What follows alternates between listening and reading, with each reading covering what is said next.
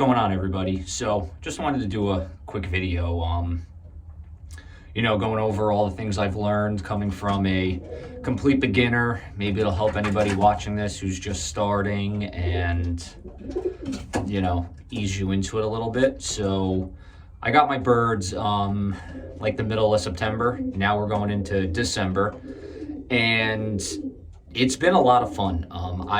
I've really been enjoying it. It's had its trials and tribulations.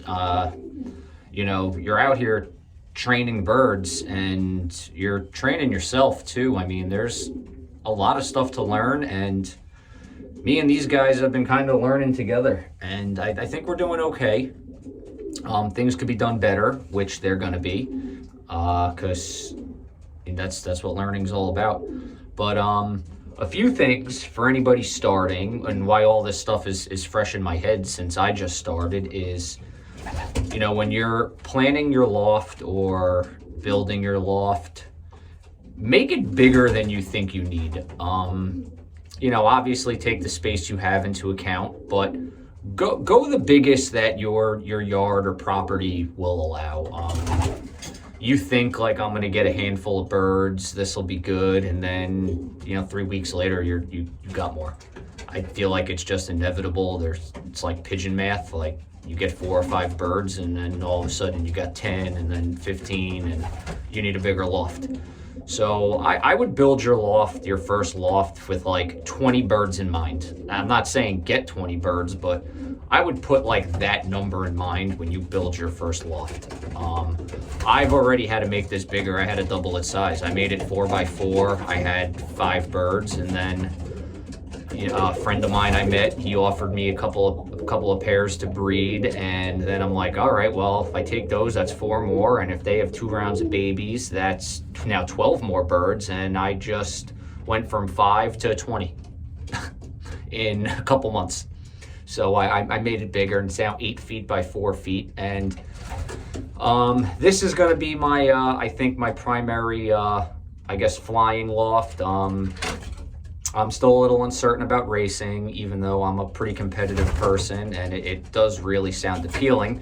I'm not going to do it this spring and summer, so what my plan is this spring and summer is I'm going to act as if I'm in races, and I'm going to train the birds as if they were going to be in races, and I'm going to see if I enjoy it, how much time I have for it, and if that goes well and I really enjoy, that side of things, then maybe the summer or spring of 2024 I'll go into racing. And I've also been looking into the one loft races where you can send some birds and they'll race there, and they're your birds, and you can monitor their progress and how they're doing, and just kind of have your hobby. You breed your own birds and you can fly them and do it yourself a little more recreationally while still enjoying the competitiveness of your own birds racing.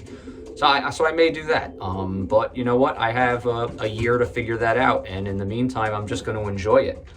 But some of the other things I've learned is, like, this sport is full of trials and tribulations. So you need to really, celebrate when things go well. I had my first hawk attack a week ago, and I made a video talking about that. I lost 2 birds. And it's sad. I mean, you do a lot of work, you put a lot of care into them. You don't want to lose any birds, but it's part of the hobby. So, I was just grateful that for 9 young birds, only out for their 6th or 7th time, that they faced their first hawk attack, and I still got 7 of them back. I mean, he didn't get them, but they got really scared. He got real close to them, and they took off. They scattered. I was thinking the worst, and it ended up, it's still bad. I still lost birds, but it ended up being better than I was expecting the outcome. I got 7 of them back, and, I learned a valuable lesson that day, and the birds learned a valuable lesson that day. They learned that they're going to get attacked by things. They're prey. That was the first time they've experienced that. So they learned, fly like hell, get away. Don't stop, keep going until you're safe, but you still got to come back. So my 7 learned that, and I learned too, that day specifically, it was kind of the perfect storm of stuff. I fed them a little too well the day before, so when that hawk came, I had already been trying to get them to come back down, and they were ignoring me. They wanted to stay out. They ate too well.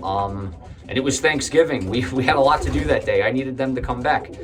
And if I fed them a little less the day before, I probably would have got them back 20 minutes faster. The hawk attack never would have happened.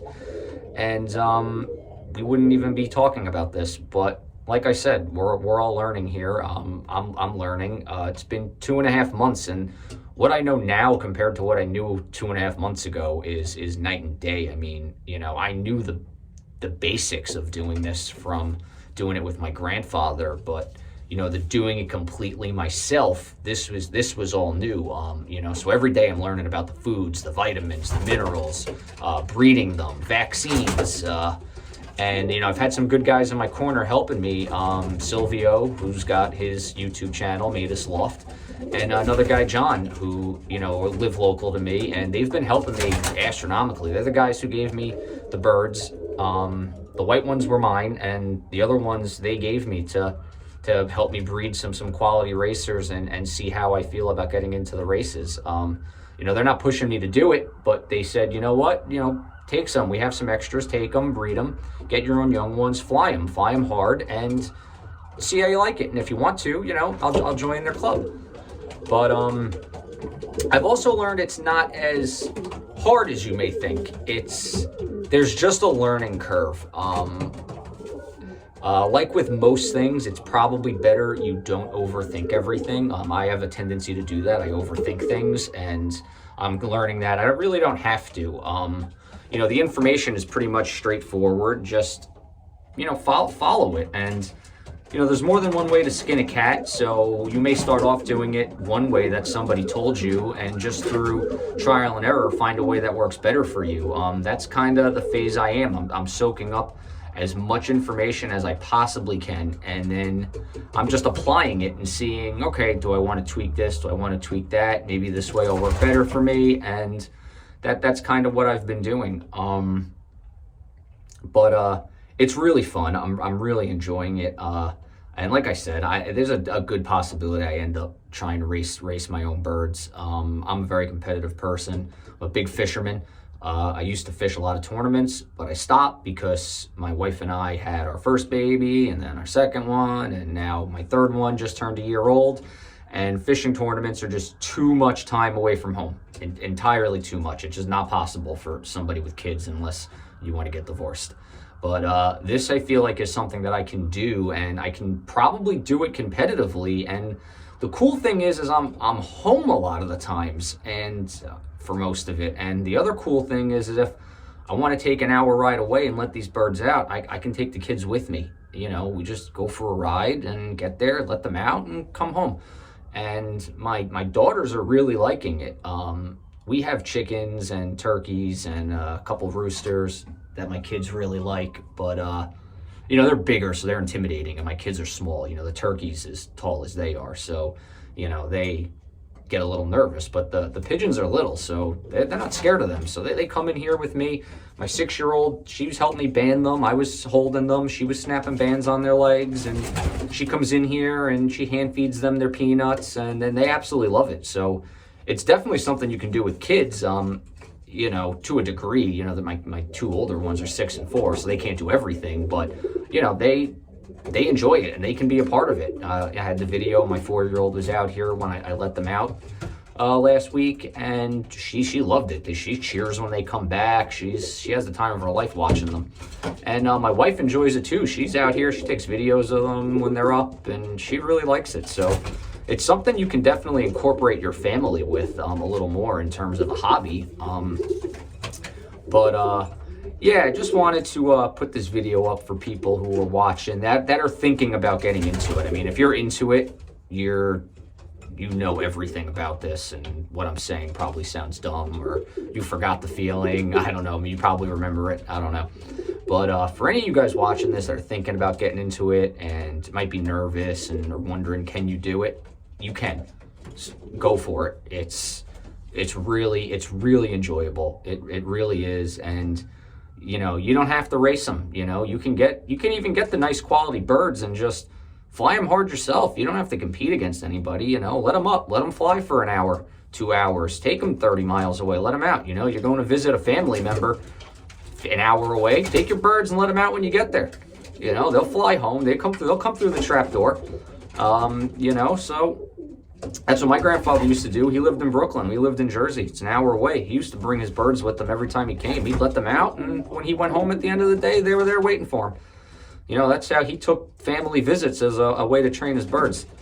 But, you know, go for it if you're thinking about it. You know, start small, you know, maybe get, like I said, 4, 5, 6 pigeons, and just make your loft big enough for, I would say, 20.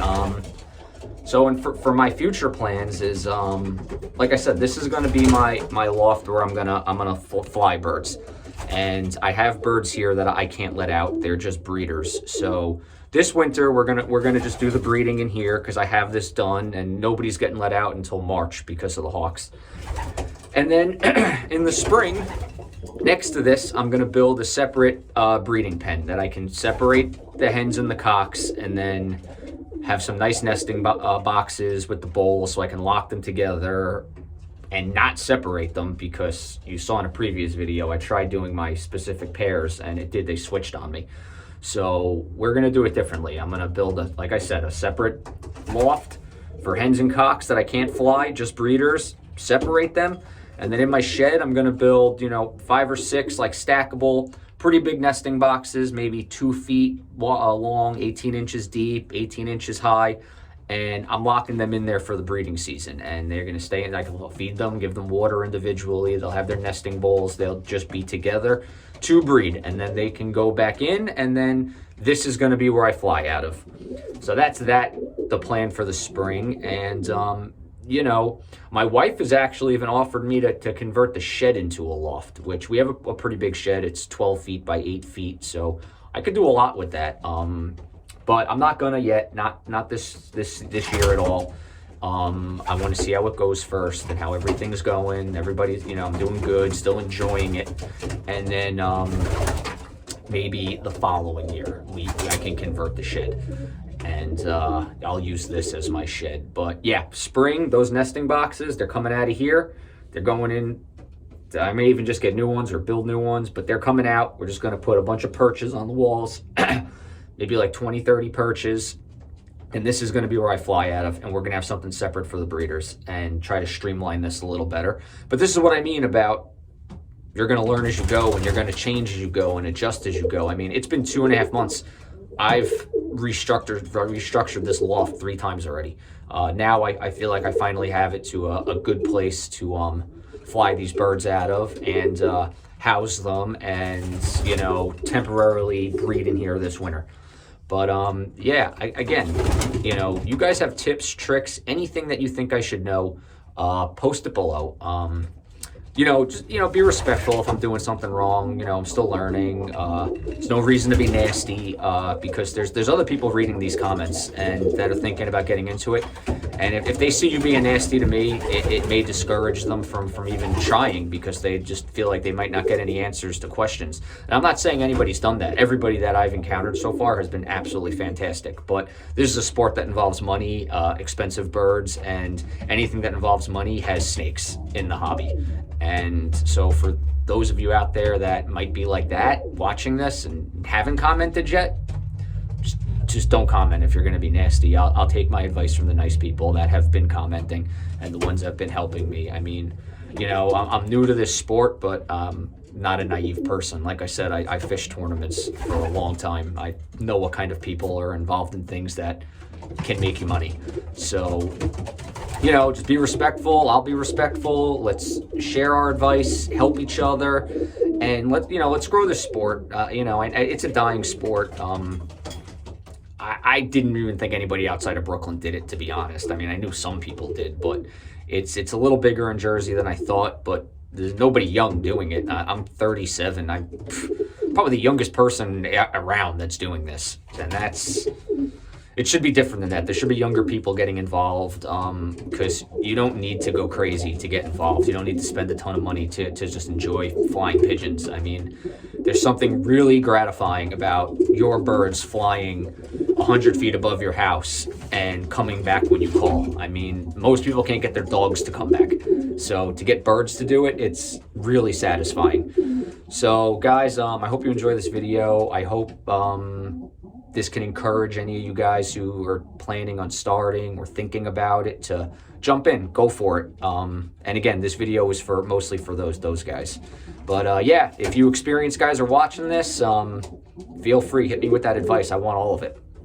All right, well, this is my video for the week, I think, unless we get any eggs or something happens that is unforeseen. And if that happens, I'll keep you posted. But everybody, it's Thursday, tomorrow's Friday. One more day, it's the weekend. So enjoy your weekend, and I'll talk to everybody soon. All right.